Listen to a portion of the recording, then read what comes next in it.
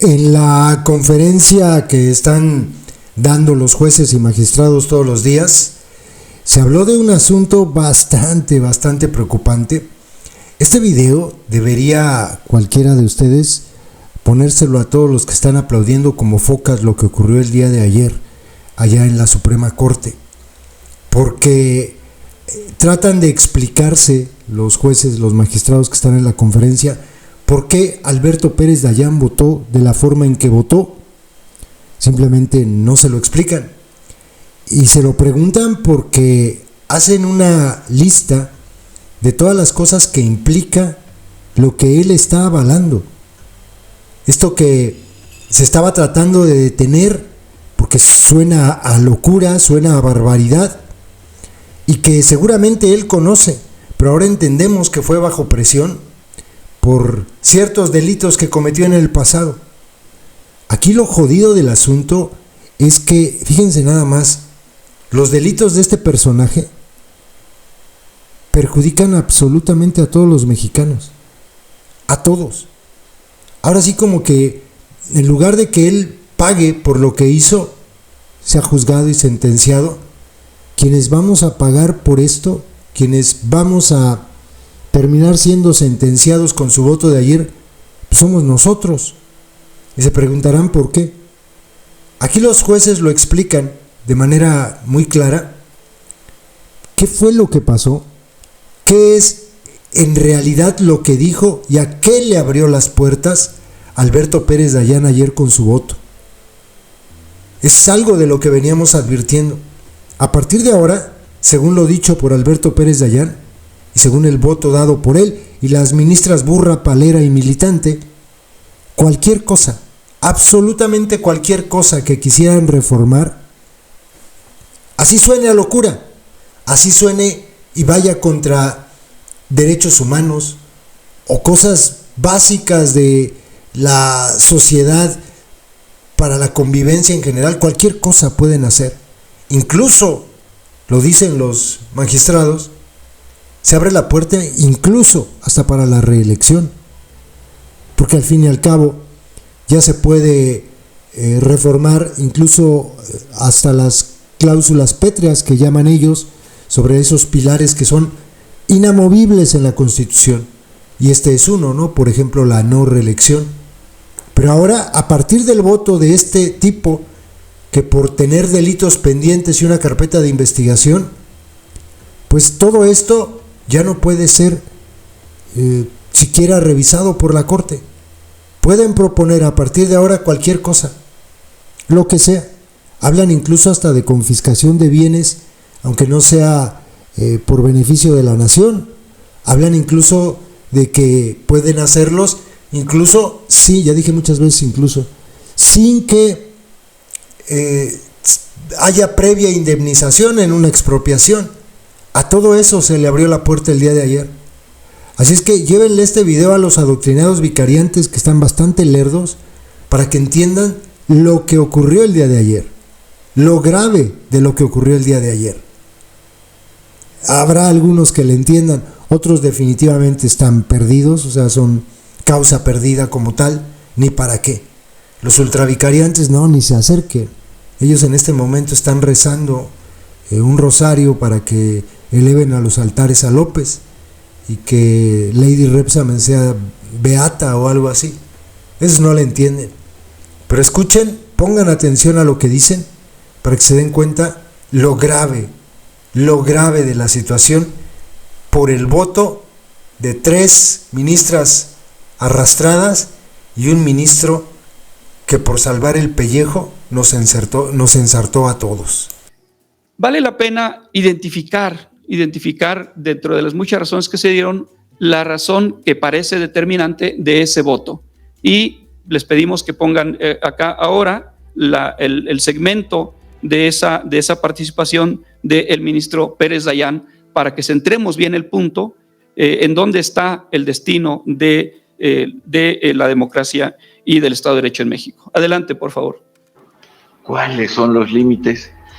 Los límites tendrían que ser los que el propio texto supremo le puso a las representaciones legislativas sin exceder 300, para que cualquier cambio constitucional tuviera que ser consensado con quienes pensaran igual que ellos y alcanzar las 2/3 partes. Esto no sucedió, es precisamente a lo que hoy nos enfrentamos, y de esta materia podemos esperar cualquier tipo de reforma que ustedes imaginen. ¿Cuáles son los límites? Podemos esperar, dice el ministro Pérez Dayán, cualquier tipo de reforma que ustedes imaginen, cualquiera, porque está posicionado en el sentido de que obtenida la integración mayoritaria o calificada del Congreso, la jurisdicción ya no puede hacer nada. Un juzgador constitucional se reconoce incompetente para juzgar cualquier cosa que se le ocurra al legislador. Magistrado Torres, ¿cualquier cosa? Sí, muchas gracias. Bueno,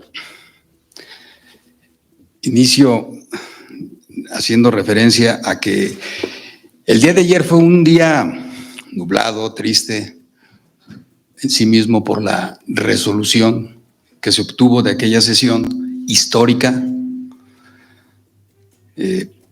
Se vio la actuación de cada uno de los ministros, de algunos era de esperarse el resultado, pero en algún otro no lo obtuvimos y tal vez apostamos demasiado alto. Efectivamente, como lo anunció el magistrado Olvera, y de la transmisión que se hizo hace un momento, advertimos lo referido por el ministro Alberto Gelasio Pérez Dayán. Y en un segmento siguiente al que se anunció, también dijo: los que decidieron repartir los escaños de cada cámara tendrían perfectamente claro que esas mayorías podrían llegar a decisiones como estas, de cualquier tipo, refiriéndose obviamente a los integrantes, a los consejeros y consejeras que componen el Instituto Nacional Electoral, así como los integrantes de la Sala Superior del Tribunal Electoral del Poder Judicial de la Federación, porque fue donde se avaló aquel tema de los escaños y la sobrerepresentación. Entonces, pero cuando dice que cualquier reforma, a mí me llamó mucho la atención y ayer platicaba sobre este particular con mis compañeros aquí reunidos, lo que se suele hacer un día antes para preparar estas pláticas con ustedes. Y les decía que hay muchas cosas que podríamos destacar de esa larga e histórica sesión. Pero esto a mí me llamó poderosamente la atención cuando dice cualquier reforma, es decir, incluyendo normas pétreas, que es algo que debe ser inamovible, inmodificable. Entonces, con esto, yo rápido, aunque no lo refirió, pues concluí en que se estaba refiriendo tal vez a argumentaciones que ya había hecho el exministro Saldívar en la reclamación 9/2016, donde hizo un voto particular cuando por parte de Morena se promovió una acción.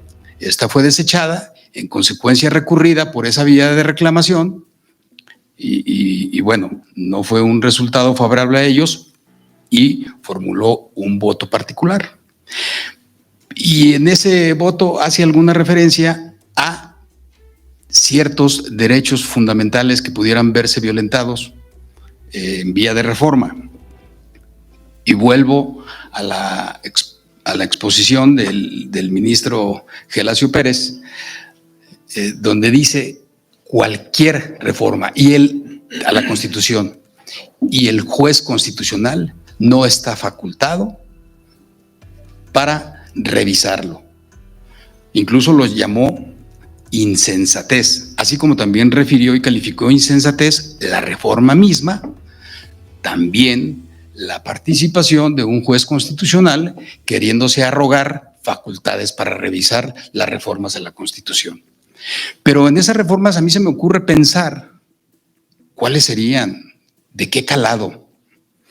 Bueno, pues yo tengo ejemplos muy claros. Abolir, por ejemplo, y me remito al contenido del artículo 22 constitucional, abolir la prohibición de la pena de muerte, de la mutilación, del tormento, de la confiscación de bienes, de la expropiación, valga la redundancia, de la propiedad privada, sin que se justifique la utilidad pública, ni menos aún la indemnización.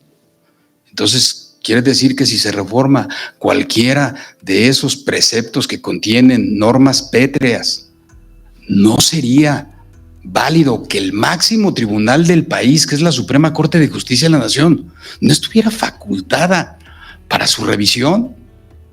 Eso me preocupa mucho. Y yo elevé mis apuestas porque siempre le he tenido mucho respeto al ministro Gelasio Pérez, un hombre progresista, visionario, y se vio eso desde que era juez, magistrado y durante su desarrollo y desempeño en el cargo de ministro. Y yo, en honor a la verdad, hasta pensé que llegaría a asumir no solamente el contenido del propio proyecto, sino del mismísimo criterio establecido en el voto particular al que ya hice alusión hace un momento. Entonces, ¿qué pasó? No lo sé. No lo sé, fue inesperado, pero bueno, tal vez el que tiene la culpa soy yo por haber apostado tan alto. Pero yo no soy quien para hacer un juicio de lo que está haciendo, ni de lo que resolvió, ni por qué se pronunció en ese sentido. Solo él lo sabe. Solo lo que les puedo decir, como es figura pública y de pronto uno le da seguimiento al criterio, a los lineamientos que ellos mismos tienen sobre determinados puntos en particular, asumí o albergué la esperanza de que hubiera una opinión por parte de él en el sentido del proyecto presentado a su consideración por parte del ponente, pero desafortunadamente no fue así. Entonces, bueno, yo los dejo para su reflexión. Muchas gracias. Cualquier cosa, bueno, pues, ¿por qué no establecemos la tortura como un mecanismo válido para combatir la inseguridad, por ejemplo? ¿Por qué no considerar, si es cualquier cosa y los tribunales constitucionales no se pueden meter, pues establecer la reelección presidencial, ¿no? O de una vez, para poder gobernar sin que nadie ponga obstáculos, pues de una vez desaparecer plenamente al Poder Judicial de la Federación y al juicio de amparo. Vamos, si finalmente a través de la Constitución se pueden incluir cláusulas que destruyan a la propia Constitución, no habría posibilidad, de acuerdo con esta perspectiva, de que los tribunales constitucionales, el máximo tribunal del país, pudiera ejercer su responsabilidad de tribunal constitucional. Y este argumento enfatizamos en porque este fue el que decantó la decisión. Claro, era un cuarto voto, pero este era de un voto de un juzgador de carrera que lo ha hecho por décadas y que esto es una premisa básica para cualquier juzgador constitucional.